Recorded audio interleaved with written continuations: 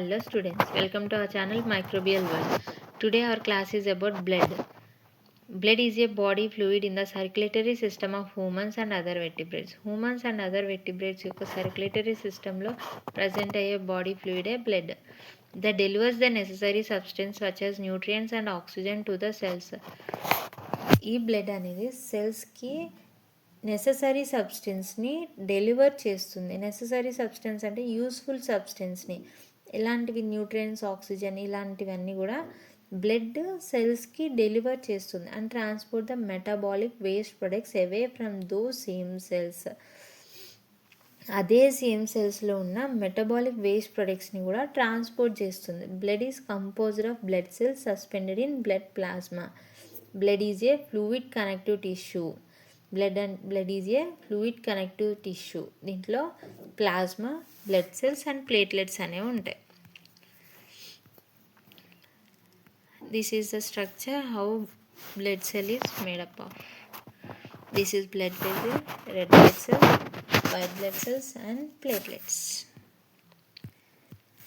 Coming to the composition, it has 4 main components. ఇందులో 4 main components ఉంటాయి: plasma, red blood cells, white blood cells and platelets.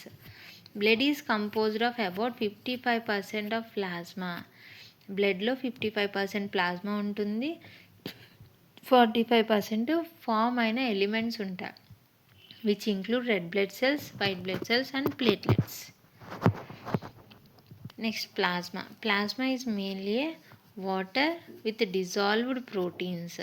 Plasma అనేది water లాగా ఉంటుంది, దాంట్లో glucose, proteins and other substance dissolve అయి ఉంటాయి. Red blood cells అనేవి oxygen, carbon dioxide ట్రాన్స్పోర్ట్కి హెల్ప్ అవుతాయి. White blood cells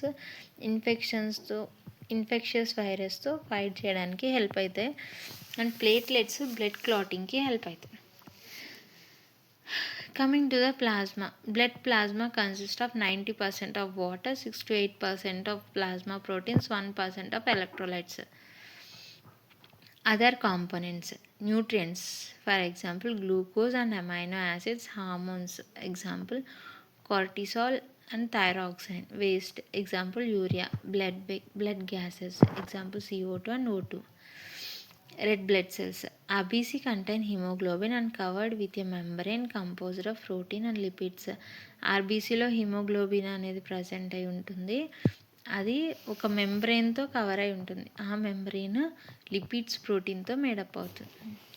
also called as erythrocytes. They are most numerous type of blood cells and responsible for oxygen and carbon dioxide transport. ఇది oxygen, carbon dioxide transport చేయడానికి రెస్పాన్సిబుల్గా ఉంటాయి.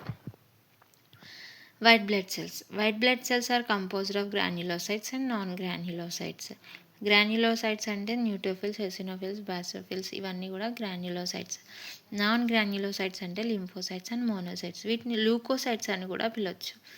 ఇవి ఇన్ఫెక్షన్కి అగెనెస్ట్గా fight చేయడానికి help అవుతాయి, అంటే nothing but fighting cells.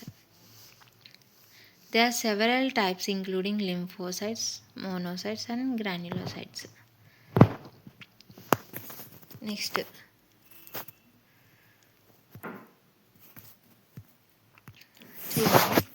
మనం బ్లడ్ని collect చేసుకున్న తర్వాత, బ్లడ్ శాంపిల్ని కలెక్ట్ చేసిన తర్వాత ఇలా ఒక ట్యూబ్లో ఉంటుంది. దీన్ని సెంట్రిఫ్యూజ్ చేసిన తర్వాత plasma, white blood cells, red blood cells అనేవి ఇలా సపరేట్ అయిపోతాయి. దేనికి అవి చూడండి, ఇక్కడ క్లియర్గా ఉంది పిక్చర్. ఇలా ఇది ప్లాస్మా, ఇది వైట్ బ్లడ్ సెల్స్, ఇవి red blood cells. Okay, next platelets. Plasma membrane ఈ standard bilayer composed of proteins and lipids. ఇవి ప్రోటీన్స్, లిపిడ్స్తో కంపోజ్ అయి ఉంటాయి. And small fragments that form scabs to stop the bleeding by initiating blood clots. Small fragments scab లాగా form అవుతాయి. అవి దేనికి help అవుతాయి అంటే బ్లీడింగ్ని స్టాప్ చేయడానికి హెల్ప్ అవుతాయి. స్కాబ్ అంటే ఇప్పుడు మనకి ఏదైనా దెబ్బ తగిలింది అనుకోండి, బ్లాక్ కలర్లో గట్టిగా ఒక లేయర్ అనేది ఫామ్ అవుతుంది, అది స్కాబ్.